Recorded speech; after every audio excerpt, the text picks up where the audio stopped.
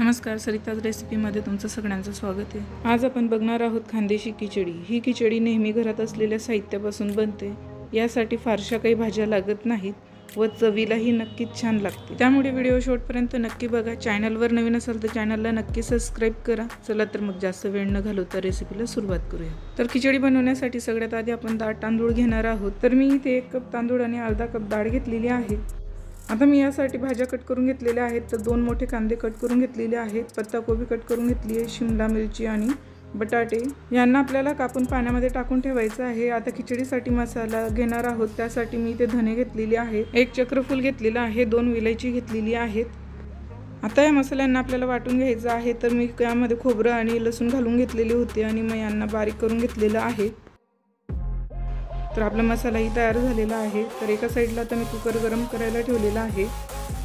सगळ्यात आधी यामध्ये आपल्याला सगळ्या भाज्या ज्या पाण्यात टाकून घेतलेल्या त्या कुकरमध्ये टाकून घ्यायच्या आहेत आणि आता या भाज्यांना आपल्याला परतून घ्यायचं आहे। यामधलं एक्स्ट्राचं पाणी आपल्याला काढून घ्यायचं आहे। आता यामध्ये आपल्याला हिरवे मटार टाकून घ्यायचे आहेत आणि त्यांना व्यवस्थित परतून घ्यायचं आहे। एका साईडला मी पाणी गरम करायला ठेवलेलं आहे आणि एका साईडला आपल्या भाज्या हे परतल्या जात आहेत। आता त्यामध्ये मी शेंगदाणे घालून घेतलेली आहेत आणि त्यांना व्यवस्थित परतून घेणार आहे। तर आपल्या भाज्यांमधलं सगळं पाणी निघालेलं आहे। आता यामध्ये आपण तेल घालून घेणार आहोत। तर 2 ते 3 चमचे मी तेल यात घालून घेतलेलं आहे आणि परत भाज्यांना परतून घेतलेलं आहे। आता यामध्ये आपल्याला मोहरी घालून घ्यायची आहे, त्याचबरोबर कढीपत्ता घालून यांना परतून घ्यायचं आहे।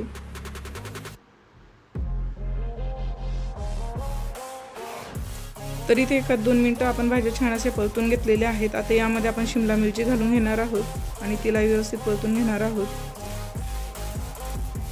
आता सगळ्या भाज्या छान अशा परतल्या गेल्या की यामध्ये आपल्याला तयार करून घेतलेला मसाला घालून घ्यायचा आहे आणि त्यालाही व्यवस्थित परतून घ्यायचं आहे।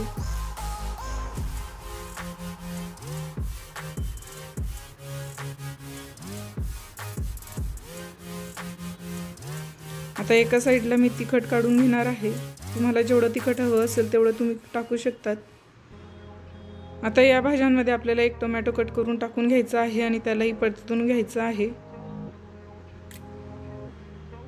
भाज्या आणि मसाले छान असे परतले गेलेली आहेत।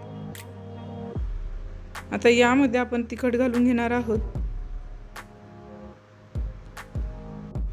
तिखट घातल्यानंतर आपल्या या भाज्यांना छान असं परतून घ्यायचं आहे आणि छान असं वास येईपर्यंत आपल्याला यांना परतून घ्यायचं आहे। आता यामध्ये मी थोडंसं आमचूर पावडर घातलेलं आहे। आमचूर पावडर घातल्यामुळे टेस्ट खूप छान लागते। आता यामध्ये गरम केलेलं पाणी आपण घालून घेणार आहोत आणि याला परत परतून घेणार आहोत।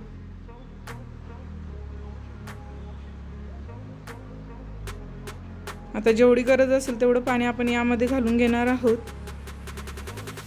आता यामध्ये आपल्याला हळद घालून घ्यायची आहे। आता यामध्ये आपल्याला वरून भरपूर अशी कोथिंबीर घालून घ्यायची आहे आणि चवीपुरतं मीठ घालून घ्यायचं आहे। आता यावर आपल्याला झाकण ठेवून याला पाण्याला उकळी आणून घ्यायची आहे।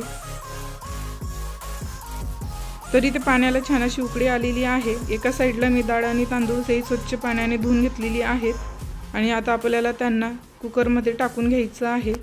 डाळ तांदूळ यांना आपल्याला आधी भिजत घालायची गरज नाही। ज्या वेळेस पाण्याला उकळी आली त्यावेळेस तुम्ही धुवायला सुरुवात केली तरी चालेल आणि लगेच आपल्याला यांना कुकरमध्ये टाकून घ्यायचं आहे।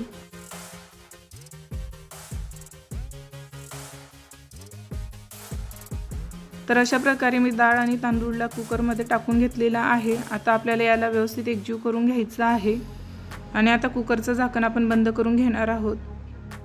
इथे आपल्याला 3 ते 4 शिट्ट्या घेऊन घ्यायच्या आहेत। तर इथे 4 शिट्ट्या झालेल्या आहेत। खिचडी आपली तयार झालेली आहे। तर तुम्ही पाहू शकता छान अशी आपली खिचडी झालेली आहे। ताटामध्ये त्यासोबत मी पापड, कांदा आणि कैरी ठेवलेली आहे। उन्हाळ्याच्या दिवसांमध्ये जर अशा प्रकारे आपण संध्याकाळी हलका फुलकं जेवण बनवलं तर खायलाही टेस्टी लागते। आणि ही रेसिपी तुम्हाला कशी वाटली हे मला कमेंट करून नक्की सांगा। माझ्या चॅनलवर नवीन असाल तर माझ्या चॅनलला नक्की सबस्क्राइब करा। व्हिडिओ आवडला असेल तर व्हिडिओला लाईक करायला अजिबात विसरू नका आणि हो, बेल आयकॉनला प्रेस करून ठेवा म्हणजे व्हिडिओज मी अपलोड केल्यावर तुम्हाला नोटिफिकेशन मिळेल। थँक्यू.